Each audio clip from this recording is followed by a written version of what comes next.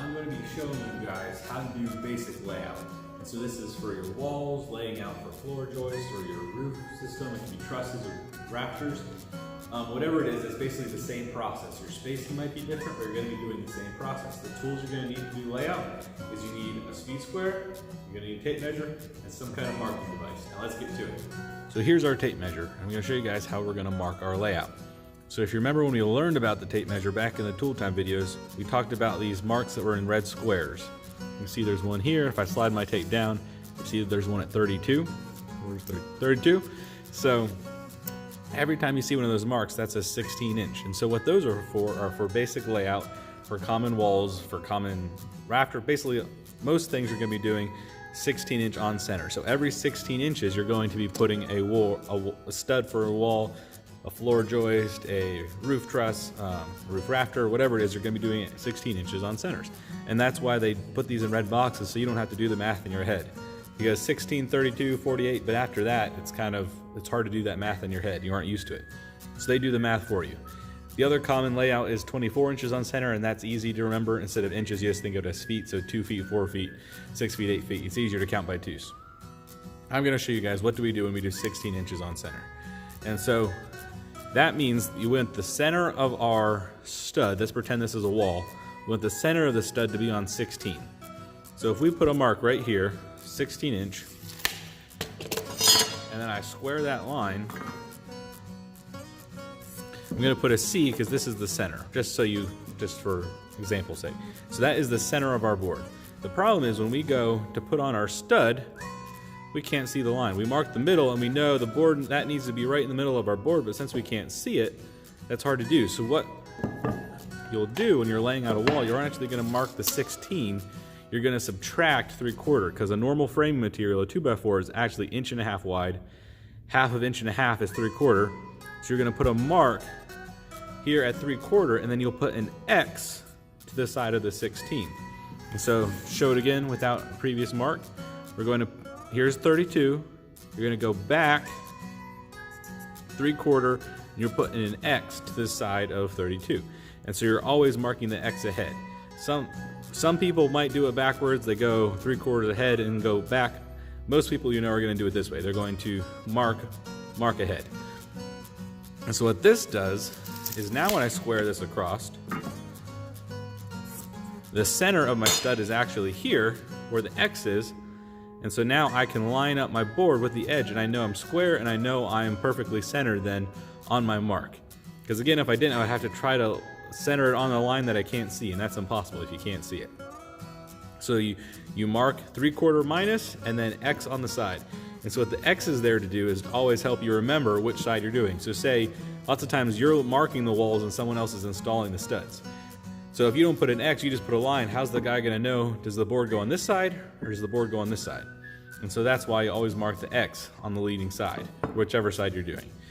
So you're going to put the X to the side you want to cover. And then if you're the guy installing the studs, you know, always cover the X. If you see an X, you should cover it. Whether it's a joist, truss, whatever, cover the X. Easy way to remember it. All right, so let's say this is my wall. And this is my bottom plate, here's my top plate. Now a lot of people, they go and they're going to remeasure all their spots, but that's a waste of time. If you measure, you only have to do it once. Because the easy thing you can do, you'll line up the edges of your board. You just take your square, once you get it on one side, take your square, and you can trace the line on both of them.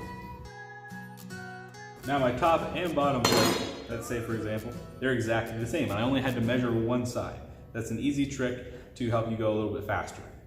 We're going to flip these over, and this is for basic wall stud layout.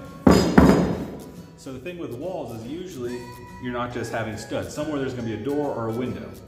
And so what you need to do is you're going to lay those out first. And I'm going to show you how you mark one of those. So on the plans that say off the corner, so we're measuring off the corner, our window is centered, we'll go 32 inches just because. So it's 32 inches off the corner is our window. So here is the center of our window. And then let's say we have a 36-inch window. And so half of 36 is 18. So I'm going to mark the edges of our window. So here's 36. and here is the other side. So now we have a 36-inch rough opening for our window. And we can say, so everyone knows, window between those lines, right? So we're gonna square this off. So our window has to go inside of this. So we don't want anything from inside these lines. No framing can go there because it needs to be a window.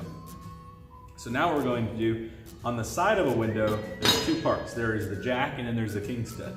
The jack stud is cut shorter because it allows a header to be put in above, which is going to carry the load, spanning your window width.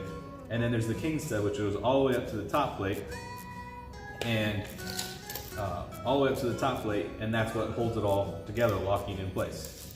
And so how you mark it, I'm just going to cheat. I'm going to pretend 10 is 0, and you're going to add 3 inches. Then I'm also going to mark 1.5 inches. Do the same thing on this side, I'm pretending 10 is 0, and then 1.5 inches. So now I've just done, you're going to label, this is your jack, and this is your king stud. This is your jack, this is your king. Now some people will mark the king with an X because it's a normal stud. Some people write king. Some people call jacks cripples. There's different terminology. I learned up, or I was trained with jacks and kings. And then after that, so now we have our window. So after we have that layout, now we'll go back to laying out our 16 inches on center. And so we're going to skip over the window.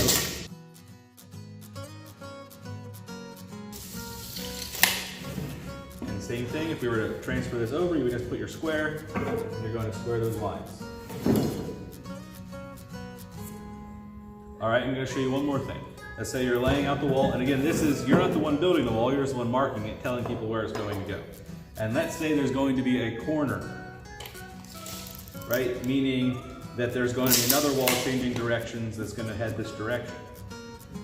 All right, so we'll come over, we'll say, we'll do 32 again. 32 is our corner. So this is where it's going to transition into another wall. And that's, this is inside the house, this is an inside corner. And so there's going to be, right, there's a wall on this side. And so there's 2 rooms. Here's a room, here's a room, and this is where it all meets in that corner. When you're building a wall, you want to make sure you have blocking for your drywall. And so you need a solid stud coming up here, and then you need framing on either side of it for to hold your drywall in the corner to lock it all together. And so there's the other side of the wall. Normally it would be 3.5 or a 2x6 because framing, I'm just showing this for example, this is a 2x3, normally it'd be a little bit wider. And a 2x4, you have 1.5 inches, 1.5 inches. I'm going to put a mark here, here, and then, now I would do it because you have a scribe line. You can just scribe it, put an X there, and people know you're going to have 3 studs essentially. You're going to have one facing this way, one facing this way, one facing this way.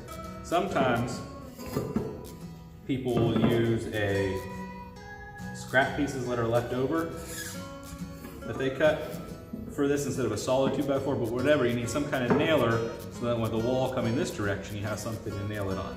And so everyone who picks this board up will know this is where the transition goes. Other people might mark it different. This is just an easy way for me. Mark it, and then again, you have an easy scribe line on most B squares. You can mark that, mark your 3 X's. Everyone knows the wall is going to be transitioning, going that direction. So those are the basic things you're going to be doing on layout. So quick review, you're going to remember, you're going to follow for the most part, you're following your 16-inch on center, which is your red squares. So always look for those red squares. And you're not actually going to mark the center. You're going to mark -3/4 and then X in the leading direction. So whichever way you're pulling from, subtract 3/4, mark the leading X. All right, and that's because you want to be able to see the edge of your stud.